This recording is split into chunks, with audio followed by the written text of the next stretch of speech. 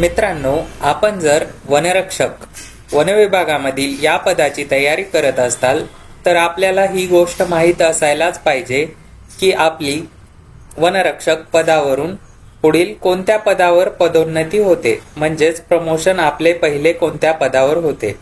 तर या ठिकाणी आपल्याला 19 फेब्रुवारी 2024 रोजी प्रसिद्ध करण्यात आलेले एक आदेश आहेत आपल्याकडे। तर त्या आदेशामध्ये काय दिलेलं आहे, विषय आहे वनरक्षक गट क या पदावरून आपलं पहिलं प्रमोशन कोणत्या पदावर होणार आहे, वनपाल गट क या पदावर पदोन्नती होत असते। तर या बाबतीत काय आहेत हे आदेश बघून घेऊया।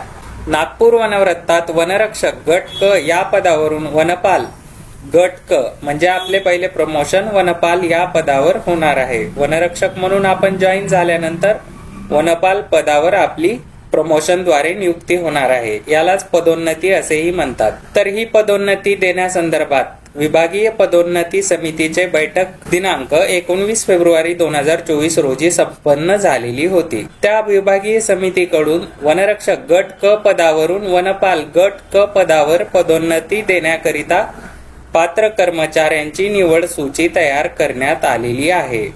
म्हणजे यावरून आपल्याला लक्षात येते की आपण जर वनरक्षक म्हणून जॉईन झालात तर आपले पहिले प्रमोशन हे वनपाल गट क या पदावर 7व्या वेतन आयोगातील वेतन मॅट्रिक्स मधील S9 यामधील 26,400 ते 83,600 या वेतन स्तरावर खालील अटींचे अधीन राहून तात्पुरत्या स्वरूपात खुल्या प्रवर्गात पदोन्नती देण्यात येत असते।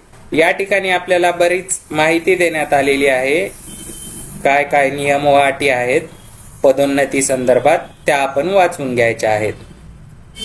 सदरील PDF तुम्हाला ॲग्रीकट्टा टेलिग्राम चॅनलवर मिळणार आहे। तसेच आपण ही PDF mahaforest.gov.in या साईटवरूनही डाउनलोड करून वाचू शकता। ही फक्त आपल्या माहितीकरिता देण्यात आलेली आहे। अशाच नवनवीन अपडेटसाठी ॲग्रीकट्टा YouTube चॅनल तसेच टेलिग्राम चॅनल जॉईन करून ठेवा।